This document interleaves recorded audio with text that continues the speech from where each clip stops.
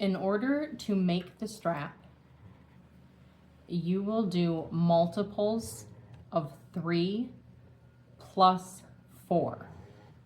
So for my long bag strap that was a shoulder bag, I did 99 plus 4. For the short bag strap, I did 69 plus 4.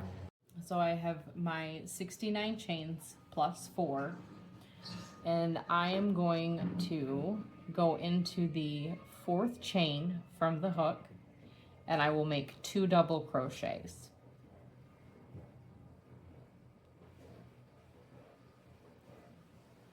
Without chaining any, I will skip 2, and into the next I will make 3 double crochet.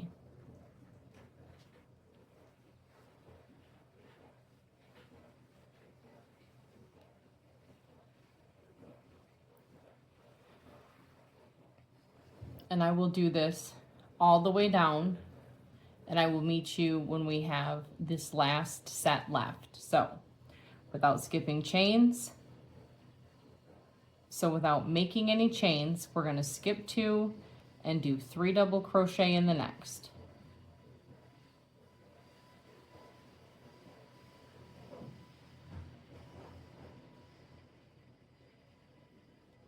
Okay, so that's what we've got so far.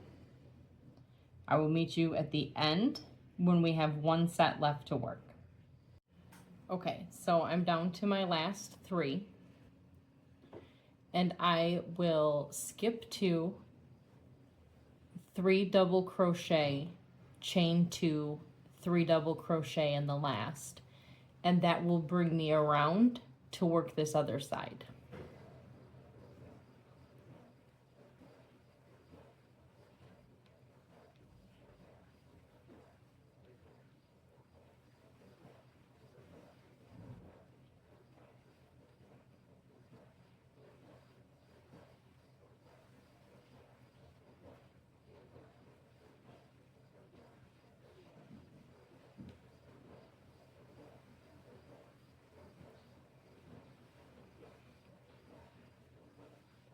Okay, and so now I'm around to the other side, and I can see where I worked those stitches before, and I'm just going to work 3 double crochet into the same stitch as I worked on the other side.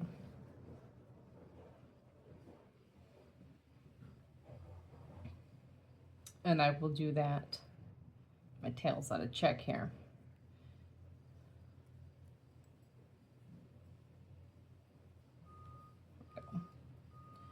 And I will do that all the way down.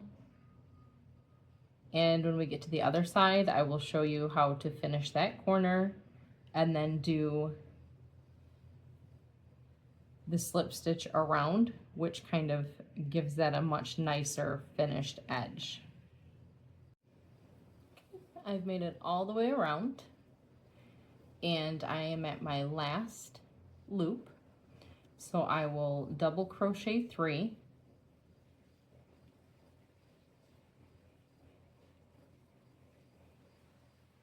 chain 2, and I will slip into that first chain, and that will give me my rounded ends. And I will slip into the top of my chain 3.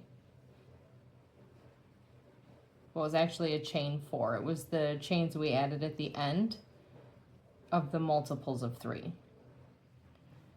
So I will slip into there. That will give me my rounded edges. I will chain 1,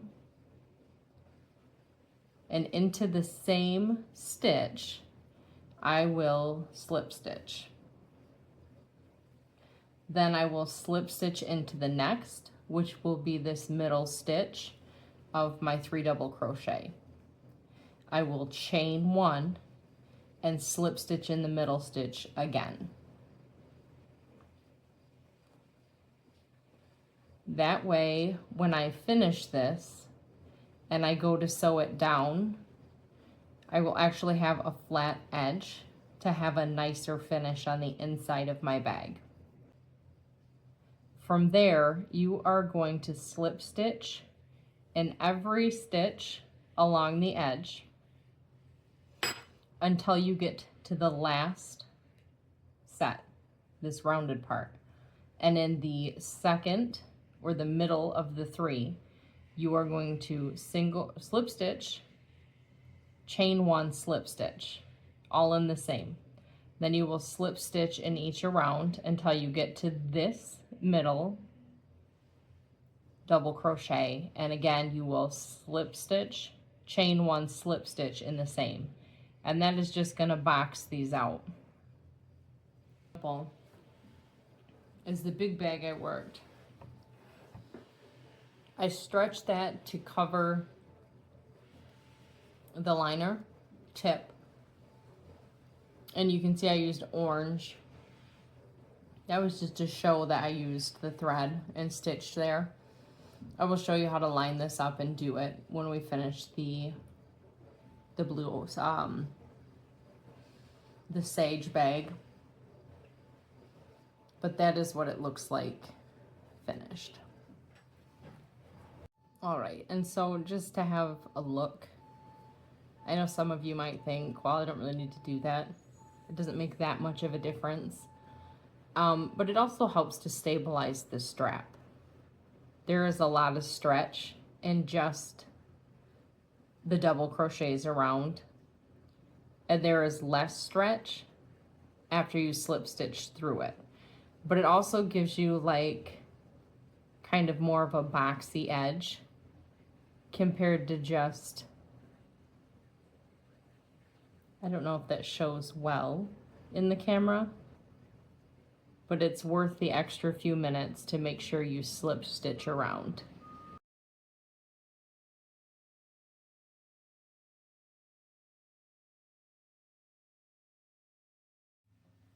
Okay, so I've done my 4 rounds.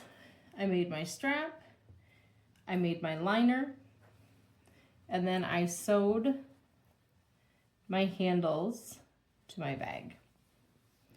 I saved this one just to show you how I would do it. I just take a pin, and I used the second like eye. So I have this one down here that was my end, and then my second one I use for my tip. So make sure that your strap is not twisted.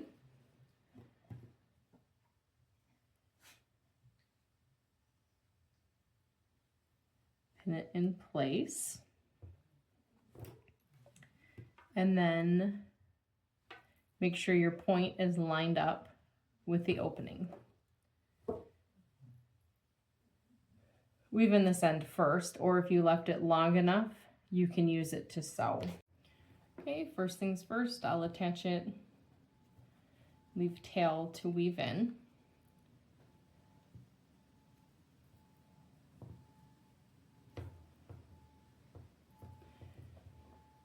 And then the reason we made those slip stitch, chain one, slip stitch in the same stitch is so that I have room to kind of stretch this and place it, because what you're doing is you're sewing up the edge of your fabric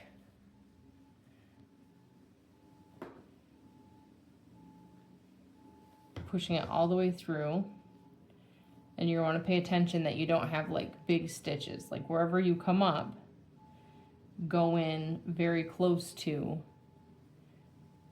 where you came out.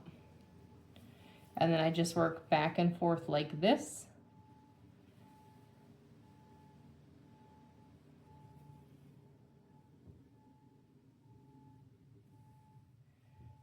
Until I'm all the way around, making sure that you follow the peak up. So you're going to want to make sure that you keep this lined up.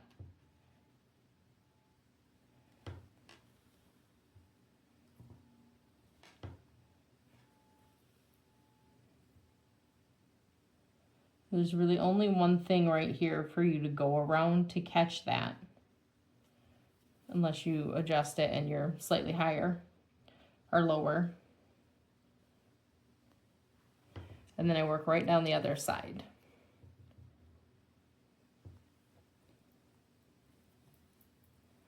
Stretching that corner out.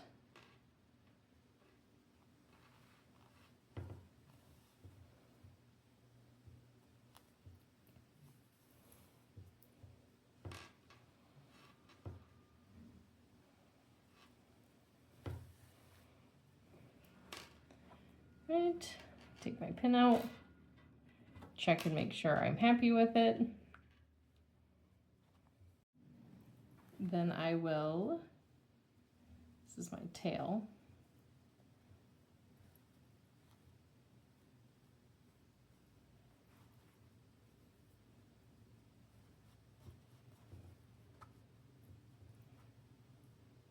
I will make sure everything's all snugged and give it a knot.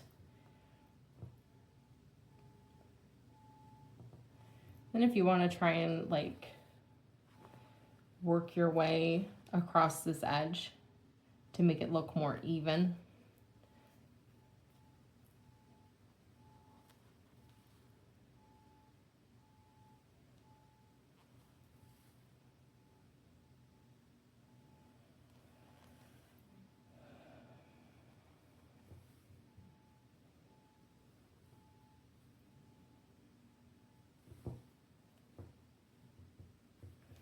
And then just weave this back through.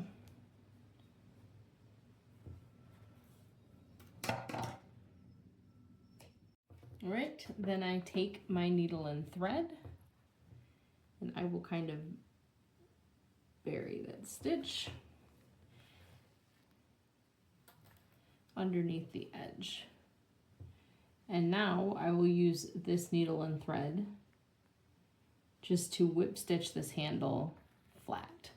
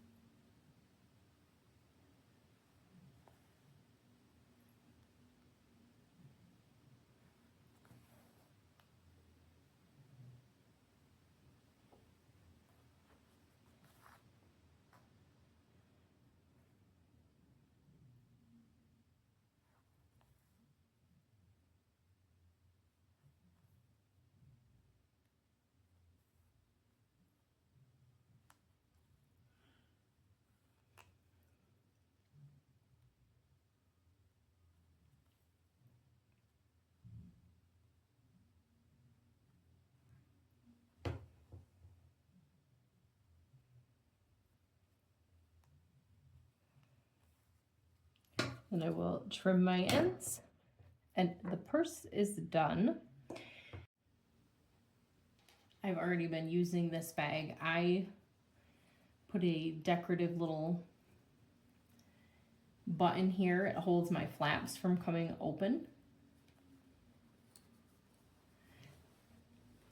And I sewed mine off center, but because I'm just going to use this for running to the market, I didn't fix it. But this was just chains, and then I single crocheted back,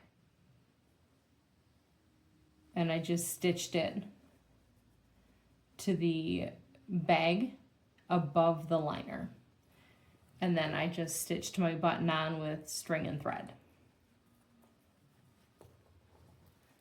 These are my little purse charms.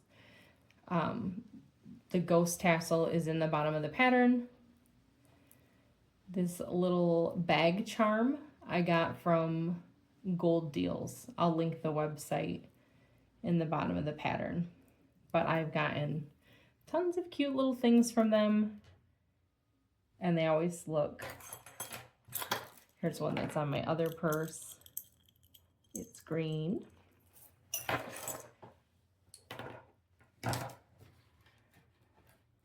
And then eventually when I finish this, well, it's finished now, but when I use it, I will use this pink charm for my blue bag to give to Carly, to give to my daughter.